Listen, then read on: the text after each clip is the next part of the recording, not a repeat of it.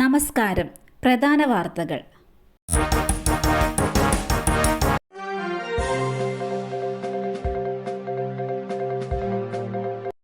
സൗദിയിൽ ബഹുനില കെട്ടിടത്തിൽ തീപിടുത്തം. സൗദി അൽഖോബാറിൽ ബഹുനില കെട്ടിടത്തിന് തീപിടിച്ചു. അൽഖോബാർ ദമാം ഹൈവേയിലുള്ള DHL ബഹുനില കെട്ടിടത്തിലാണ് തീ പടർന്നു പിടിച്ചത്. കെട്ടിടത്തിൽ തീ പടർന്നു പിടിച്ചതോടെ ജീവനക്കാർ ഓടി രക്ഷപ്പെട്ടു. അതിനാൽ ആളപായങ്ങളൊന്നും ഉണ്ടായിട്ടില്ലെന്ന് സിവിൽ ഡിഫൻസ് വിഭാഗം അറിയിച്ചു. ഉടൻ തന്നെ സിവിൽ ഡിഫൻസ് യൂണിറ്റുകളെത്തി തീ അണച്ചതിനാൽ വൻ അപകടം ഒഴിവായി.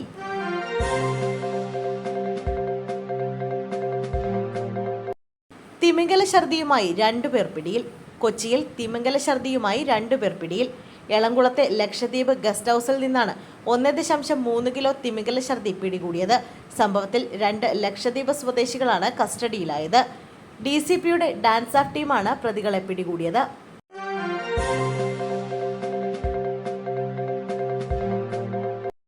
തിരുവനന്തപുരത്ത് 6 പേർക്ക് കൂടി കോളറ സ്ഥിരീകരിച്ചു. ജാഗ്രതാ നിർദ്ദേശം. തിരുവനന്തപുരം നെയ്യാറ്റിൻകരയിൽ 6 പേർക്ക് കൂടി കോളറ സ്ഥിരീകരിച്ചു.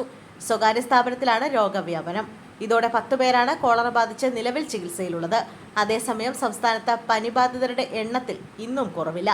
13,196 പേരാണ് ഇന്ന് പനി ചികിത്സയ്ക്കായി ആശുപത്രിയിലെത്തിയത്. 145 പേർക്കാണ് ഡെങ്കിപ്പനി സ്ഥിരീകരിച്ചത്. 42 പേർക്ക് H1N1 പനിയും സ്ഥിരീകരിച്ചു. രോഗവ്യാപനം തുടരുന്ന പശ്ചാത്തലത്തിൽ ആരോഗ്യവകുപ്പ് ജാഗ്രതാ നിർദ്ദേശം നൽകിയിട്ടുണ്ട്.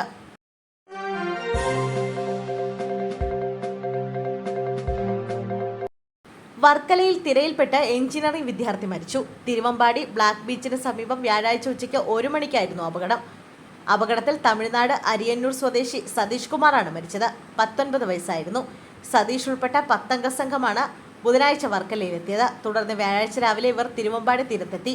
കടലിൽ ഇറങ്ങരുതെന്ന് ഡ്യൂട്ടിയിലുണ്ടായിരുന്ന ലൈഫ് ഗാർഡ് മുന്നറിയിപ്പ് നൽകിയെങ്കിലും സംഘം ഇത് അവഗണിച്ച് കടലിൽ ഇറങ്ങുകയായിരുന്നു.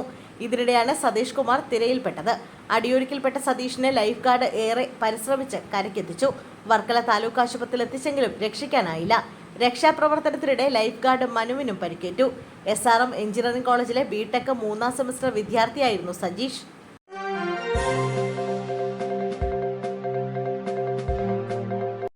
വയോധികയുടെ മാല കവർന്ന സൈനികൻ പിടിയിൽ. കണ്ണൂർ തലശ്ശേരിയിൽ വയോധികയുടെ മാല കവർന്ന കേസിൽ പ്രതിയെ പോലീസ് പിടികൂടി. കതിരൂർ സ്വദേശിയും സൈനികനുമായ ശരത്താണ് പോലീസിന്റെ പിടിയിലായത്. ഇന്നലെ രാവിലെയായിരുന്നു തലശ്ശേരി സ്വദേശിയായ ജാനകിയുടെ മാല പ്രതി കവർന്നത്. ഷെയർ ട്രേഡിംഗിൽ നഷ്ടമായ തുക തിരിച്ചെടുക്കാൻ വേണ്ടിയായിരുന്നു മോഷണമെന്ന് പ്രതി പോലീസിന് മൊഴി നൽകി.